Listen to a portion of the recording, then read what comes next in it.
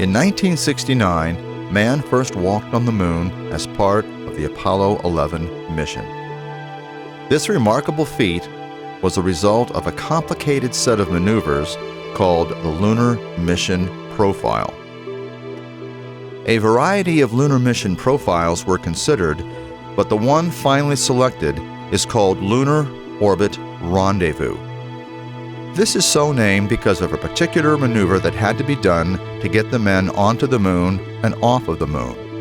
It involved orbiting the moon, descending a spacecraft to the surface, leaving the surface, and then meeting up between two vehicles in orbit around the moon. Though Lunar Orbit Rendezvous was more complicated and potentially more dangerous than other profiles, it was selected because it was within our launch capabilities. The spacecraft first had to be assembled in the Vehicle Assembly Building and then moved to the launch site on a massive transporter. You can see the transporter in this image in the middle of the photo, and at the left is the Vehicle Assembly Building. The launch site is off in the distance. A massive Saturn V rocket is used to send the spacecraft into orbit around the Earth. The Saturn V rocket is 365 feet tall. If laid down on a football field, it would go from one end zone all the way to the other. The first stage of the Saturn V rocket is fueled with kerosene and liquid oxygen. The second and third stages are fueled with liquid hydrogen and liquid oxygen. The rocket is held down onto the launch pad until the engines have built up full thrust. Then the rocket is released.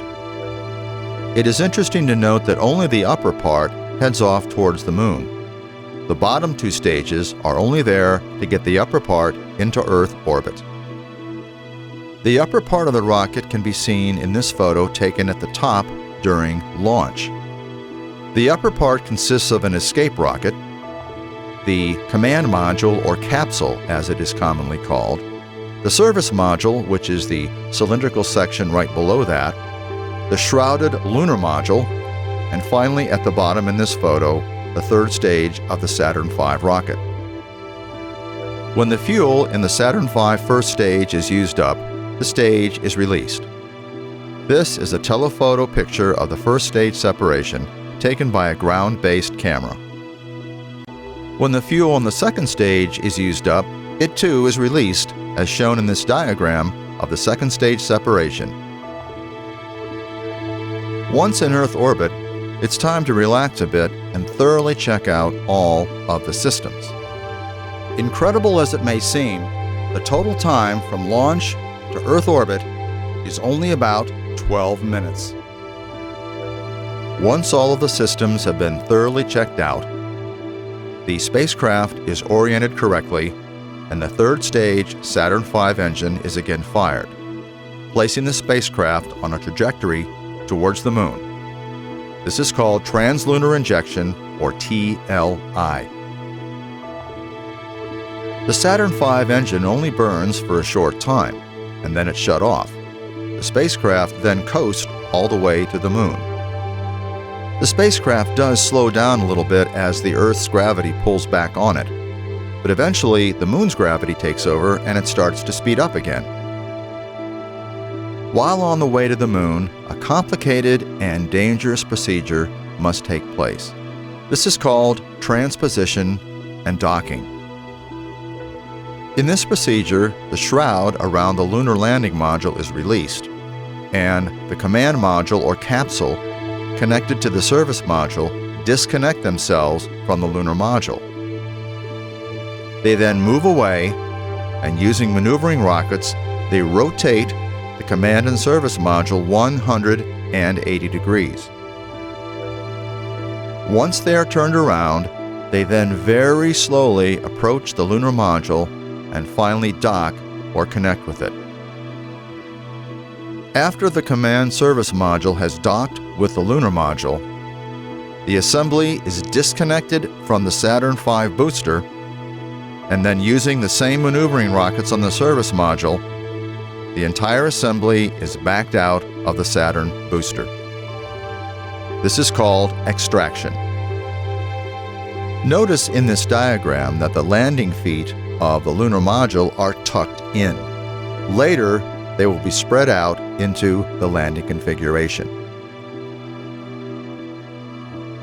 After extraction and a mid-correctional burn from the service module engine, the command module, service module, and lunar module continue towards the moon. The spent Saturn V booster continues into an orbit around the Sun. It takes several days for the spacecraft to reach the moon. When it gets close enough, the spacecraft is oriented very carefully, and then the service module engine is fired to slow the spacecraft and place it in an elliptical orbit around the moon. After a while, another burn is initiated, which places the spacecraft into a circular orbit about 60 miles high above the moon that will take it over the landing site. Once in orbit around the moon, it's again time to thoroughly check out all of the systems in the spacecraft.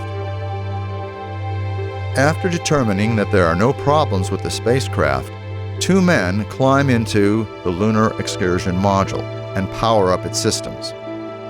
Then they thoroughly check out all of its systems. When the lunar module has been determined to be fully operational, it separates from the command and service module, leaving it in orbit, and moves away. In this photo, we can see the command and service module after separation as viewed from the lunar module. In this photo, taken from the command module, we see the lunar module Eagle in landing configuration. The probes sticking down from the legs are about 5.5 feet long and can indicate when the landing module is 5.5 feet above the surface of the moon, even if visibility is very poor. After moving about 2 miles from the command and service module, the lunar module very carefully orients itself and fires its descent engine to slow it down and take it on a trajectory towards the surface of the moon. This is by far the most dangerous part of the mission. During the Apollo 11 mission, it was found that the lunar module was moving too fast. It was only by the skill of the pilot that they were able to avoid landing in a boulder-strewn field and finally landed in an appropriate area. They only had about 30 seconds of fuel left when they landed, and the landing was so soft that they weren't quite sure that they had actually touched down. After a well-earned rest, the astronauts were ready for extravehicular activity.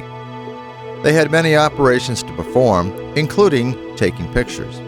And this picture of Buzz Aldrin, taken by Neil Armstrong, is one of the most famous pictures ever taken in the space program. Interestingly, if we zoom in to the visor, we can see the Earth reflected in the visor at top, and we can see Neil Armstrong's reflection in the center of the visor, making this a self-portrait.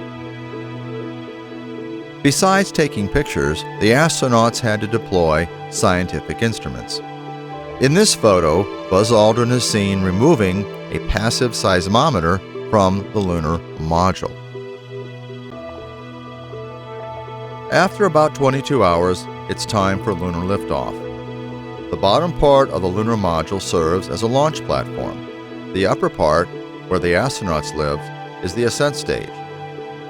When the command service module, which has been orbiting all this time, is in the correct position, the Ascent engine on the lunar module is fired, sending it back up on a trajectory to rendezvous with the orbiting command service module. In this picture, we can see the lunar module ascent stage, which is called the Eagle, approaching the command service module as photographed from the command service module. The Earth is visible in the background in the center of the picture. When the lunar module meets up with the command service module, the two of them dock as before. The cargo in the lunar module is then carefully transferred over to the command module, and eventually the astronauts themselves move back into the command module. After the astronauts have returned to the command module, its systems are carefully checked out. When everything is determined to be operational, the lunar module is jettisoned and allowed to crash into the moon. After the lunar module is ejected, the command service module is carefully oriented, and at the proper place in its orbit, the service module engine is fired, sending the spacecraft on a course back to Earth. This is called trans-Earth injection. The service module engine only burns for a short time, and then the spacecraft coasts all the way back to the Earth. It slows a little bit as it leaves the moon, but then the gravity of the Earth takes over and it speeds up until it's going almost 25,000 miles an hour when it nears the Earth. Re-entry for an Apollo mission is much more dangerous than re-entry for a Gemini or for a Mercury mission. The spacecraft is going 25,000 miles an hour compared to the 17 or 18,000 miles an hour that you have for a Gemini or for a Mercury mission. You might wonder why the spacecraft wasn't put in a parking orbit around Earth and then re-entry done from that parking orbit. But that would require a lot of extra fuel that would have to be lifted during launch. We simply didn't have that capability, so a fast re-entry was selected instead. When the spacecraft is ready for re-entry, the command module is released from the service module, and small engines on the service module are fired to move it away from the command module, as shown in this diagram. The command module is then oriented carefully to place the heat shield forward and in exactly the correct position for re-entry. When the command module enters the atmosphere, friction with the air heats the heat shield to thousands of degrees. The kinetic energy and potential energy of the command module are converted into heat and radiated and convected away. When the capsule has slowed sufficiently and reached a low enough altitude, parachutes are deployed and the capsule splashes down into the ocean. After the command module splashes down, a ship dispatches a helicopter carrying divers, who meet up with the command module and attach flotation devices. The crew are then removed from the capsule and placed in a raft. They are then lifted into the helicopter and returned to the ship. This process is called recovery. In an Apollo mission, only the command module returns intact to the Earth. The various command modules from the different Apollo missions are present in different museums throughout the world. In this photo, the Apollo 11 command module is in a hangar where it is being restored. The Apollo 11 crew consisted of Neil Armstrong, Michael Collins, and Buzz Aldrin. Neil Armstrong and Buzz Aldrin descended to the moon and came back. Michael Collins stayed in orbit. Though these three men are the crew of Apollo 11, it actually took the work of thousands of people and a nation to make this mission a success.